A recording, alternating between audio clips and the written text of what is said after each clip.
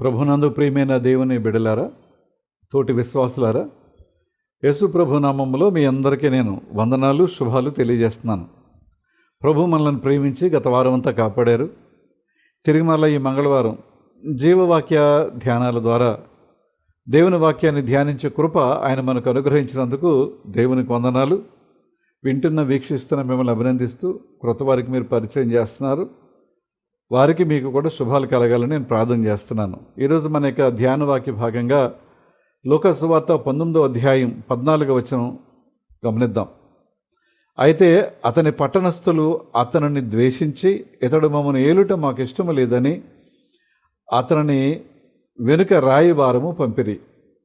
అయితే అతని పట్టణస్థులు అతన్ని ద్వేషించి, ఇతడు మమ్మను ఏలుట మాకు ఇష్టము లేదని అతని వెనుక రాయివారము పంపిరి. ప్రార్థన చేసుకుందాం. కృపగలిగిన మా తండ్రి, మీ వాక్యాన్ని ధ్యానిస్తున్నాం. నా నోటి మాటలు మా అందరి హృదయ ధ్యానములు మీ దృష్టికి అంగీకారయోగ్యంగా చేయమని యేసునామమున అడుగుచున్నాం తండ్రి, ఆమేన్. ప్రభునందు ప్రియమైన దేవుని బిడ్డలారా, ఈరోజు వినేటువంటి వాక్యానికి అంగీకారమా అనంగీకారమా అని ఒక చిన్న క్యాప్షన్ పెట్టుకుందాం. అంగీకారమా అనంగీకారమా అనేటువంటి చిన్న క్యాప్షన్ పెట్టుకుని దేవుని వాక్యాన్ని మనం ధ్యానం చేద్దాం. ప్రభువారు ఈ మాటలు పలికినప్పుడు దాని వెనక జరిగిన ఒక చరిత్ర ఉందండి. దానిని దృష్టిలో పెట్టుకుని ప్రభువారు ఎవరైతే తనకి శ్రోతలుగా ఉన్నారో, లేకపోతే తనని ఎవరైతే వెంబడిస్తున్నారో వారితో ఈ మాటలు ఆయన చెప్తున్నారు. ఆ బ్యాక్గ్రౌండ్ ఏంటంటే, జోసిఫస్ అనేటువంటి యోధా చరిత్రకారుడు ఉన్నారు. ఆయన యేసు ప్రభు దానికి ముందు తర్వాత కాలంలో ఉన్నటువంటి చరిత్ర అంతా కూడా ఆయన రాస్తూ వచ్చారు. ఆ చరిత్రకారుడు జోసిఫస్ ప్రకారం మహాహేరోదు ప్రభు జన్మించే టైంకి ఉన్నటువంటి యోధరాజు మహాహేరోదు చక్రవర్తి కాదు సుమండి. చక్రవర్తి రోములో ఉంటారు, రోమ ప్రభుత్వం. ఆయన దగ్గర ఒక రాజు, సామంతరాజు అనుకుందాం. ఈ మహాహేరోదు మరణానంతరం ఆయన కుమారులలో ఒక వ్యక్తి ఆర్కెలాయు, బైబిల్లో మనం చూస్తాం అపోస్తల కార్యాల్లో. ఈ ఆర్కెలాయు రోముకి వెళ్ళి చక్రవర్తితో తను యోదయకు రాజుగా చేయమని ఆయన ఒక అభ్యర్థన పెట్టుకున్నాడు. యోదయకు రాజుగా చేయమని రిక్వెస్ట్ అందాం, నివేదన అందాం, అభ్యర్థన అందాం, ఏదో మొత్తం మీద. అయితే ఈ ఆర్కెలాయు చక్రవర్తి దగ్గరికి వెళ్ళి తనను యోదయకు రాజుగా చేయమని అడిగాడన్న సంగతి యోదయలో ఉన్నటువంటి పెద్దలకు తెలిసి వాళ్ళు కొంతమందిని చక్రవర్తి దగ్గరికి పంపించారు. డెలిగేషన్ అంటాం కదండి, రిప్రజెంటేటివ్స్ పంపించారు కొంతమందిని. ఏమని? అయ్యా, ఈ ఆర్కెలాయు అనేవాడు చాలా దుర్మార్గుడండి, మమ్మల్ని ఏలడానికి ఇష్టం లేదు, కనుక అతని పరిపాలన క్రింద మేము ఉండలేమని చక్రవర్తికి ఆయనను చెప్పారు. అయితే ఇది ఎప్పుడు జరిగింది?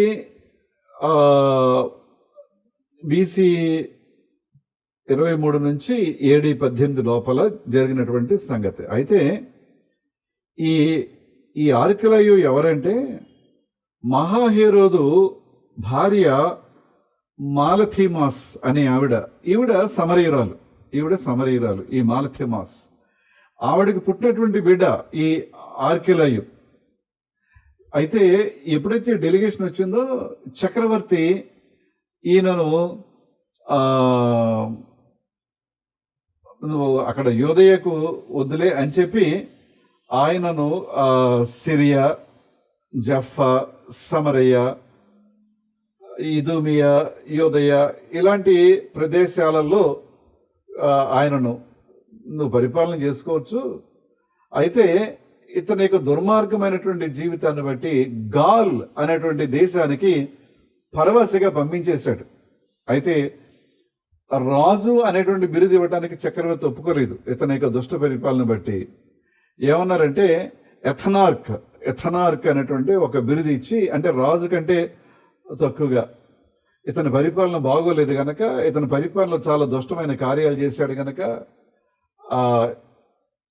యోదయలో ఉన్నటువంటి పెద్దల యొక్క సమాచారాన్ని బట్టి వాళ్ళు వెళ్ళినటువంటి డెలిగేషన్ చెప్పిన దానిని బట్టి ఈయనను పంపించారు. ఇవన్నీ ప్రభు జ్ఞాపకం చేసుకుని ఆయన ఏమన్నాడంటే, అతని పట్టణస్థులు అతనిని ద్వేషించి ఇతరులు మమ్మల్ని ఏలుట మాకు ఇష్టం లేదని అతని వెనక రాయబారము పంపిరి.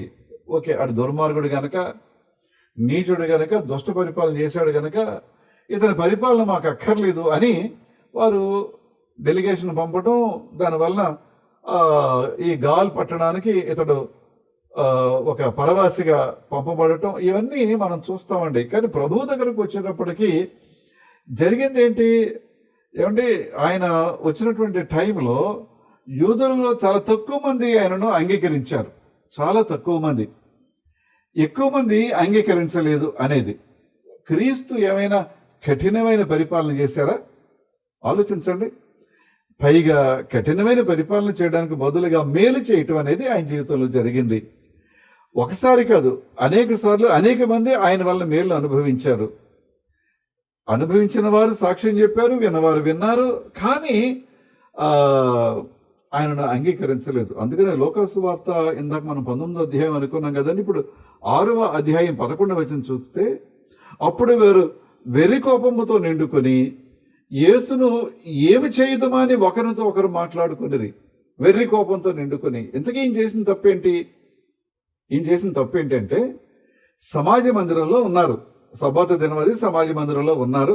అది సబ్బాతు దినం, విశ్రాంతి దినం.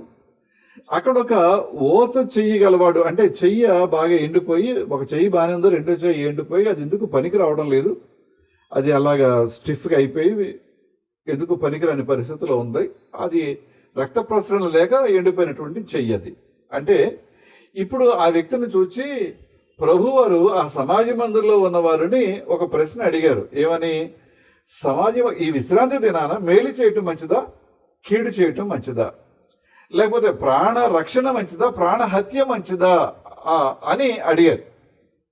వాళ్ళు ఏం సమాధానం చెప్పరు. ఎందుకంటే ఇలా చెప్తే అలాగంటాడేమో, అలా చెప్తే ఎలాగంటాడేమో. విశ్రాంతి దినాన పని చేయకూడదు, ఏ పని చేయకూడదు. అలాగని ఇప్పుడు ఇతను స్వస్థపరచడం న్యాయమా కాదని అడిగితే, తప్పు అంటే మీరు సహాయం చేయరా అని అడగొచ్చు. రైట్ అంటే విశ్రాంతి దినాన్ని ఉల్లంఘించినట్టు అవుతుందేమో. కనుక ఎవరు సమాధానం చెప్పలేదు. అప్పుడు ప్రభు నీ చెయ్యి చాపు అని అన్నారు. ఆ వ్యక్తి ఇలాగ చెయ్యి చాపగానే అతడు బాగుపడ్డాడు అనే విషయం మనం అక్కడ చూస్తాం. ఇదంతా చూసి వాళ్ళకి చాలా కోపం వచ్చిందని వెర్రి కోపముతో నిండుకొని యేసును ఏమి చేయదుమా అని ఒకరితో ఒకరు మాట్లాడుకొనిరి. ప్రియమైన వాళ్ళారా, మంచి చేస్తే వెర్రి కోపం ఎందుకు? మంచి చేస్తే వెర్రి కోపం ఎందుకు? ఇంతకీ వాళ్ళ కోపం ఏంటంటే, అది విశ్రాంతి దినం, విశ్రాంతి దినాన్ని ఏ పని చేయకూడదు, ఈయన పని చేశాడు. అంటే విశ్రాంతి దిన ఆచారం కంటే ఒక వ్యక్తి తన జీవితంలో అవిడితనంతో ఉండిపోవటమే వాళ్ళకి ఇష్టమా? అవిడితనంతో ఉండిపోవటమే. పైగా ఆ వ్యక్తి ఏమైనా పరాయస్తుడా? అతడు కూడా సమాజ మందిరంలో ఉన్నాడంటే ఆ ప్రాంతీయుడే, ఆ సమాజ మందిరానికి రెగ్యులర్గా వచ్చేవాడే. వాళ్ళల్లో ఒక కుటుంబస్తుడు, ఒకరికి సహోదరుడు, ఒకరికి ఇంకొక రకమైన బంధువు. కానీ అతను బాగు చేయటం అనేది వారికి ఇష్టం లేదు. అంటే ఇప్పుడు ఎంతవరకు వెళ్ళిపోయారనమాట.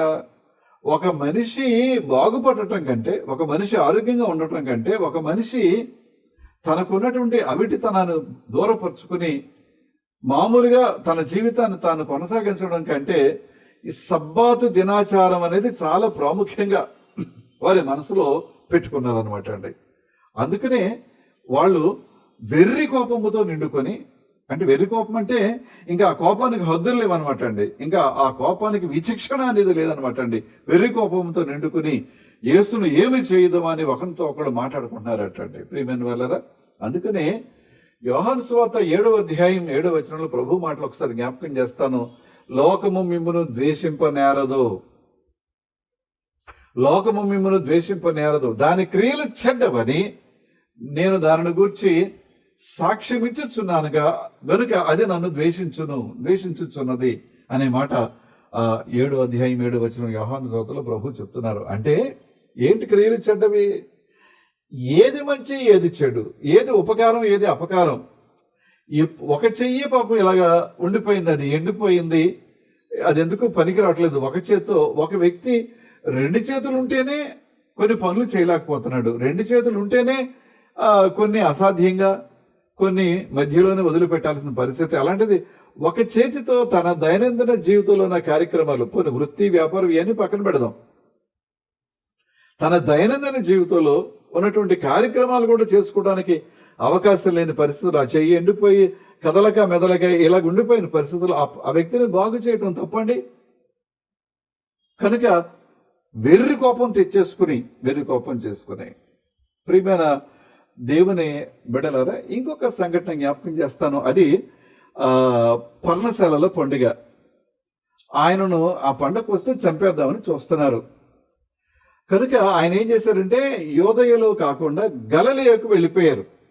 సమరయను దాటి గలిలయకు వెళ్ళిపోయి అక్కడ ఆయన పనులు ఆయన చేసుకుంటున్నారు. ఇప్పుడు ఈ యోహాను సువార్త 7వ అధ్యాయం 5వ వచనంలో ఒక మాట ఏంటంటే, ఆయన సహోదరులైనను ఆయన యందు విశ్వాసం ఉంచలేదు.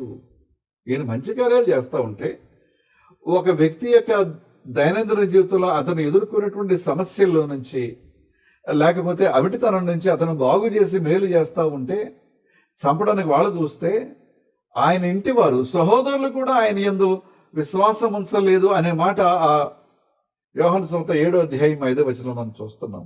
కారణం ఏంటి ఏమంటే, అందుకనే ప్రభువారు ఈ 19వ అధ్యాయం 14వ వచనంలో అతని పట్టణస్థులు అతనిని ద్వేషించి ఇతడు మమ్మున ఏలుట మాకు ఇష్టం లేదని అతని వెనక రాయివారము పంపిరి.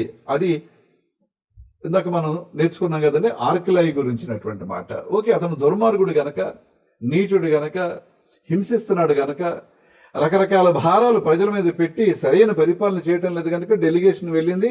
ఆ ప్రకారంగా అతన్ని గాల్ అనేటువంటి పట్టణానికి తోసిపడేశారు పరవాసిగా. ఇంకా అక్కడ ఏమీ లేదండి, ఏదో ఒక రాజరికం అనే దాంట్లో ఉండి వచ్చాడు కనుక అక్కడ అలా ఉండటం అంతే, ఏ అధికారం లేని పరిస్థితుల్లో. కానీ ప్రభు అలా కాదు కదా, మేలు చేస్తున్నారు కదా, ఆయన వల్ల ఎవరికి అపకారం జరగలేదు కదా.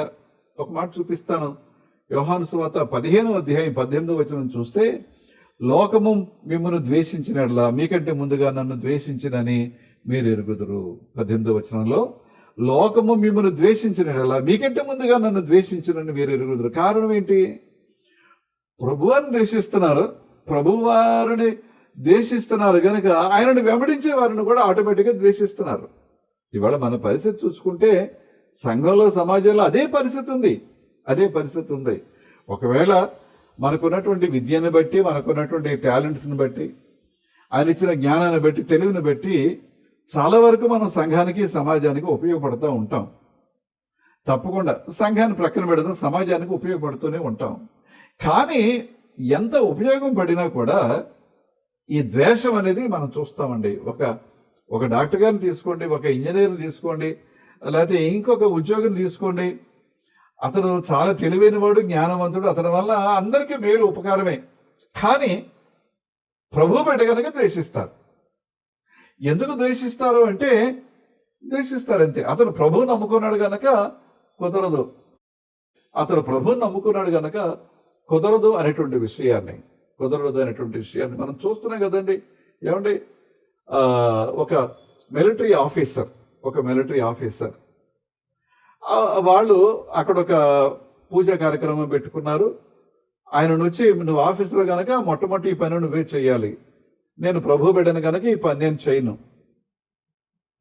వాళ్ళు కొంచెం ఇన్సిస్ట్ చేశారు, ఆయన చేయనని తిరస్కరించాడు. కానీ ఆయన ఆఫీసర్ కనుక మొట్టమొదట ఈ పూజా విధానంలో ఆయనే ఉండాలి, ఆయన చేయనన్నాడు కనుక రిపోర్ట్ చేశారు. వాళ్ళు కోర్టుకు పిలిచారు, కోర్టు మార్షల్ అంటారు కదండి, మిలిటరీ కోర్టుకు పిలిచారు. వాళ్ళు అడిగారు, నువ్వు ఎందుకు చేయు? అదంతా ప్రతి సంవత్సరం ఆనవాయితీగా వస్తున్నటువంటి ఒక పూజా విధానం. దానికి మొట్టమొదట నువ్వే కదా దాన్ని ప్రారంభించాలి.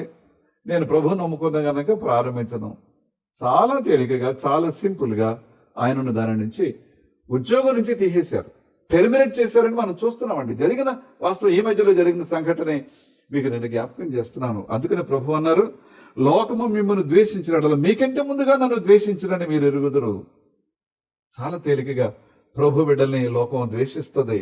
ఏమండి, 19వ వచనం తర్వాత వచనం చూస్తే, మీరు లోక సంబంధులైన ఎడల లోకము తన వారిని స్నేహించును. ఎందుకంటే లోకంతో కలిసిపోతే నో ప్రాబ్లం, వాళ్ళకి ఏమి అభ్యంతరం లేదు. వాళ్ళకేం అభ్యంతరం లేదు. కానీ ఎప్పుడైతే మనం కాదంటామో మనం చాలా తేలికగా లోకము లోక లోక సంబంధులైన యెడల లోకము తన వారిని స్నేహించును. మీరు లోక సంబంధులు కారు, నేను మిమ్మను లోకములో నుండి ఏర్పరచుకుంటేనే, అందుచేత లోకము మిమ్మను ద్వేషించుచున్నది. ప్రియమైన వాళ్ళారా, ఎందుకు ఈ ద్వేషం ఏంటంటే ఆయన ఏర్పాటు చేసుకున్నారు. ఆయన బిడలుగా ఉండడానికి, విశ్వాసులుగా ఉండడానికి మన హృదయంలో ఒక పిలుపునిచ్చారు. ఆ ప్రకారంగా ఉంటే లోకం ద్వేషిస్తుంది. కనుక చాలా మంది ఏం చేస్తున్నారంటే ప్రభు బిడలుగానే ఉంటారు, ఇటు లోకస్తులుగానే ఉంటారు. ఎందుకంటే మనం ఉన్నాం కదండి, మనం ఉన్నదాన్ని పోగొట్టుకోకూడదు కదండి, ఆ స్నేహాన్ని పోగొట్టుకోకూడదు కదా. చూడండి, ఆయన ఒక మిలిటరీ ఆఫీసర్ అయి ఉండి ప్రభు కొరకు ఆయన లోక సంబంధమైనటువంటి కార్యక్రమాన్ని చేయనన్నాడు కనుక ఒక తీర్పు, ఉద్యోగుల నుంచి ఆయనను తీసేశారు అనేటువంటి విషయాన్ని. అలాగే ఇంకొక నర్సు గారిని కూడా తర్వాత నేను చూస్తున్నాను, క్లియర్గా చెప్పట్లేదు కానీ ఆవిడ కూడా టెర్మినేట్ చేసేసారండి. ఏంటంటే నేను ఆ పని చేయను, నేను ప్రభు బిడ్డగా ఉన్నాను గనక. ఎంత కఠినమైనటువంటి పరిస్థితి ఉందో చూడండి. ప్రభువుని ద్వేషించడం కాదు, ప్రభువుని చంపాలని ప్రయత్నం చేయడం కాదు కానీ ఎప్పుడో సంగతి కాదండి, ఇప్పుడు ఆయన బిడ్డలుగా ఉన్నందుకు చాలా శ్రమలు అనుభవించవలసినటువంటి పరిస్థితి. అందుకనే ఈ 15వ అధ్యాయంలోనే యోహాను సువార్త 25వ వచనాన్ని చూస్తే ప్రభు అన్నారు, ఇప్పుడైతే వారు నన్నును నా తండ్రిని కూడా ద్వేషించుచున్నారు. ఇప్పుడైతే వారు నన్నును నా తండ్రిని కూడా ద్వేషించి ఉన్నారు. తండ్రి అంటే ఎవరండి? సృష్టికర్త. ప్రభు అంటే పోనీ ఈ లోకానికి మానవుడిగా వచ్చాడు కనుక ఆయన కొంచెం అర్థం చేసుకోలేని వారు, గ్రహించలేని వారు ద్వేషించే, సృష్టికర్తనే ద్వేషిస్తున్నారటండి. అయితే నన్ను నిర్హేతుకముగా ద్వేషించరి, కారణం లేకుండా కూడా నన్ను వారు ద్వేషిస్తున్నారని ప్రభు బాధతో ఈ మాట చెప్తున్నారండి. మామూలుగా మనం ఒక మాట జ్ఞాపకం చేసుకుందాం. 35వ కీర్తనలో 35వ కీర్తన 19వ వచనం చదువుతున్నానండి నేను. 19వ వచనం చూడండి ఒకసారి. నిర్హేతుకముగా నాకు శత్రులైన వారిని నన్ను గూర్చి సంతోషింపనీయకము, నిర్నిమిత్తముగా నన్ను ద్వేషించు వారిని కన్ను గీటనీయకము.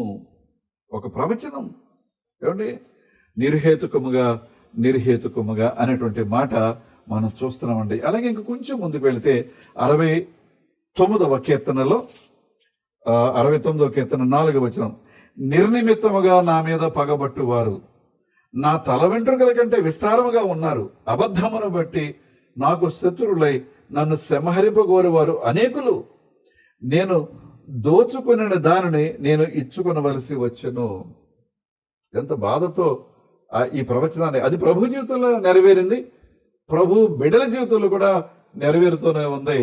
ప్రియమైన దేవుని బిడ్డలారా, కనుక ఒక్కసారి ఎందుకు ప్రభువుని వారు ద్వేషించారు, చంపాలనుకుంటున్నారు? ఇంకా కొంచెం మనం ముందుకు వెళితే మత్తయి సువార్త 8వ అధ్యాయం 34వ వచనంలో, ఇదిగో ఆ పట్టణస్థులు అందరూ యేసును ఎదుర్కొని వచ్చి ఆయనను చూచి తమ ప్రాంతములను విడిచిపోమ్మని ఆయనను వేడుకున్నారు. ఏం తప్పు చేశాడు ఈయన? ఏం అన్యాయం చేశాడు? దొంగతనం చేశారా? లేకపోతే మరొక పాపం చేశారా? లేకపోతే ఈయన వల్ల వారికి కలిగిన నష్టం ఏంటి? మనం కొంచెం ముందుకు వెళితే మార్కు సువార్త అక్కడ ఎందుకు ఆ మాటలు అనాల్సి వచ్చిందంటే, అది గదరేనియల దేశము. గదరేనియ అనేటువంటి ఒక దేశం. ఇద్దరు వ్యక్తులు సమాధుల్లో తిరుగుతున్నారు. సమాధులు ఎందుకు తిరుగుతారు? దయ్యం పట్టింది. వారు మనుష్య సమాజంలో ఉండలేక సమాధుల్లో తిరుగుతున్నారు. ఎంత బాధాకరమైన పరిస్థితి అండి. ఎప్పుడు వెళ్తాం మనం సమాధుల్లోకి? ఎవరైనా మన ప్రియులు చనిపోతే వెళతాం.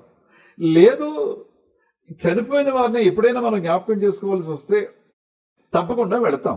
ఈ రెండు పరిస్థితులు కాదండి, అసలు వారు ఉదయం రాత్రి పగలు అనేది లేకోకుండా అక్కడే ఉంటున్నారు వారిద్దరు. అంటే ఎంత దీనావస్థలో ఉంటుందండి. ఒంటరిగా మనం వెళ్ళగలమా? ఏమండి, ఒంటరిగా సమాధుల్లోకి వెళ్ళడానికి చాలా హెసిటేషన్ ఉంటుంది, భయం ఉంటుంది. అలాంటిది వారి జీవితం అంతా అక్కడే గడుపుతూ ఉన్నారు. ఇప్పుడు ఆ ఇద్దరిని బాగు చేసేటువంటి ప్రయత్నంలో అక్కడ ఉన్నటువంటి పందుల మంద మీద వాళ్ళని విడిచిపెట్టినటువంటి దెయ్యాలు ఆ పందుల మంద మీద పడితే అవన్నీ నీటిలో ఒక ప్రవాహంలో పడి ఊపిరాడక చనిపోతే ఇప్పుడు వాళ్ళు వచ్చి ఏమంటున్నారండి, ఇదిగో ఆ పట్టణస్థులందరూ యేసును ఎదుర్కొని వచ్చి, కారణం ఏంటంటే ఈ పందులకు ఎవరైతే వానర్స్ ఉన్నారో వాళ్ళు, అయ్యా ఇతని వల్ల మాకు చాలా నష్టం జరిగిందండి. ఎంత నష్టం అంటే మా పందులన్నీ నీట మునిగి చనిపోయాయండి. కనుక ఇతని వల్ల ఇలాంటి నష్టం జరిగింది. మా బ్రతికేంటి, మా వ్యాపారం ఏంటి, అవే కదా మా జీవనాధారం ఏంటి లేకుండా చేశాడండి రిపోర్ట్ చేశాడు. పట్టణస్థులందరూ వచ్చి మమ్మను ఈ ప్రాంతం నుంచి మమ్మల్ని విడిచిపెట్టి నువ్వు వెళ్ళిపో అని వేడుకున్నారట. అంటే ఇప్పుడు ఒక మనిషి యొక్క ఆరోగ్యం కంటే, ఒక మనిషి యొక్క క్షేమం కంటే, ఒక మనిషి యొక్క మంచి స్థితి కంటే కూడా పందులు విలువైనవా? వచ్చిన వారు యూదులు పంది అనే మాట వాడరు, అసహించుకుంటారు, అసలు దాని జోలికి వెళ్ళరు. అలాంటిది ఈ ఇద్దరు వ్యక్తుల యొక్క క్షేమం కంటే ఆ పందులు దానివల్ల వచ్చే లాభాన్ని వారు కోరుకుని ఈయనను తిరస్కరించారు అనేటువంటి మాట మార్కు సువార్త 6వ అధ్యాయంలో 3వ వచనంలో ఏమంటారండి, ఇతడు మరియ కుమారుడు కాడా? చాలా చిన్న చూపు. ఎందుకంటే వివాహం కాకముందే బిడ్డను కన్నది కనుక, ఏమో ఎలాంటి పరిస్థితుల్లో ఎలాంటి సంబంధంతో ఆమె గర్భవతి అయింది, ఎలాంటి పరిస్థితుల్లో ఈ బిడ్డను కన్నది, ఇతడు మరియ కుమారుడు గాడా? ఇతడు యాకోబు, యోసే, యోదా, సీమోను అని వారి సహోదరుడు అగు వడ్లవాడు కాదా, వడ్రింగవాడు కాదా? ఇతని సోదరీమణులందరూ మనతో ఉన్నవారు కాదా? వాళ్ళందరూ మామూలు జీవితం జీవిస్తున్నారు, మామూలు పరిస్థితుల్లో ఉన్నారు. అలాగే వారి వృత్తి ఏంటంటే వడ్రంగి పని, వాళ్ళ నాన్నగారి దగ్గర నుంచి వచ్చింది. అలాంటి వాడు ఇతడు ఎలాగవుతాడు గొప్పవాడు, ఇతడు ఎలాగవుతాడు ప్రవక్త, ఇతడు ఎలాగవుతాడు దేవుడు? ఇవన్నీ చూస్తున్నారు, ఈ అద్భుతాలు చూస్తున్నారు, గొప్ప కార్యాలు చూస్తున్నారు, స్వస్థతలు చూస్తున్నారు, కానీ అంగీకరించడానికి మనసు రావటం లేదు. లోక సువార్త 6వ అధ్యాయం 28, 29 వచనాలు గమనిస్తే, సమాజ మందిరములో ఉన్న వారందరూ ఆ మాట విని ఆగ్రహముతో నిండుకొని లేచి ఆయన పట్టణములోని వెళ్ళగొట్టి ఆయనను తలక్రిందుగా పడతో ఇవ్వాలని తమ పట్టణము కట్టబడిన కొండపీట వరకు ఆయనను తీసుకుని పోయేరి. ఎందుకు? అంతకు ముందు వాళ్ళొక సూచక్రియను అడిగారు, ఆయన ఏమన్నారంటే, ప్రభు ఏం చెప్పారంటే, ఏలియా దినాల్లో చాలా మంది విధవరాండ్రు ఉన్నారు, వాళ్ళందరూ చాలా కష్టమైన పరిస్థితుల్లో ఉన్నారు. పైగా 3 సంవత్సరాల నుంచి వర్షం లేదు కనుక కరువు తీవ్రంగా ఆ ప్రాంతం అంతటిని కూడా నింపేసింది. ఈయన 3 సంవత్సరాలకు వర్షం కురియకుండానే కాక అని అన్నారు కదా. కానీ ఆ టైంలో ఈ సారెపతం అనే గ్రామంలో ఉన్నటువంటి ఒక విధవరాల దగ్గరికి వెళ్ళే తప్ప ఆ ప్రాంతంలో ఉన్నటువంటి విధవరాలందరి దగ్గరికి వెళ్ళలేదు. ఆ ప్రాంతంలో ఉన్నటువంటి కరువుతో బాధపడుతున్న వారందరి దగ్గరికి ప్రభు ఏలియా వెళ్ళలేదు. కానీ ఆ ఒక్క విధవరాల్ని ఆయన ఆ పరిస్థితిలో ఆయన కాపాడాడు. లేకపోతే ఆమె ఇంటి వారందరూ ఆ తొట్టిలో ఉన్న పిండి బొడ్డులో ఉన్న నేవుని తరిగిపోకుండా ఉన్న చేత ఆమె కుమారుడితో పాటు ఆమె ఇంటి వారు అంటే రక్షణీకులందరూ కూడా ఆ దినాల్లో కాపాడబడ్డారు. అందరి దగ్గరికి వెళ్ళలేదు కదా అన్నారు ప్రభువారు. అలాగే ఎలీషా కాలంలో నయమాను అనేటువంటి ఒక కుష్ఠరోగి, అతడు యూదుడు కాదు, ఒక రాజు గారి దగ్గర ఆయన మంత్రి గారు ఒక బానిస బిడ్డ ఇచ్చిన సమాచారంతో వచ్చారు. ఎలీషా కాలంలో ఆయన స్వస్థత పొందారు. అప్పటికి ఎంతమంది ఉన్నారు? ఈ కుష్ఠరోగంతో చాలా మంది ఉన్నారు, కానీ వారందరికీ దొరకలేదు కదా. కనుక ఒక సూచక క్రియ చేయమని అడగటంలో ఆయన ఈ విషయాలు చెప్పేటప్పటికి వాళ్ళకి చాలా కోపం వచ్చింది. చాలా కోపం వచ్చి ఏమన్నారంటే, సమాజ మందిరంలో ఉన్న వారందరూ ఈ మాటలు విని, ఈ చెప్పిన మాటలు విని ఆగ్రహముతో నిండుకొని లేచి ఆయనను పట్టణము నుండి వెళ్ళగొట్టి వారి యొక్క పట్టణం ఇలాగ ఏటవాలుగా ఉన్నటువంటి కొండ మీద కట్టబడిందండి. ఇలాగ ఉండి ఇంకా చివరికి వెళ్ళిన తర్వాత సాధారణంగా కొండలు ఇలా ఉంటాయి కనుక ఇలా ఎక్కిన వాళ్ళు ఇటువైపు దిగొచ్చు, కానీ ఈ కొండ ఇలా ఉండి ఇక్కడతో ఆగిపోయింది.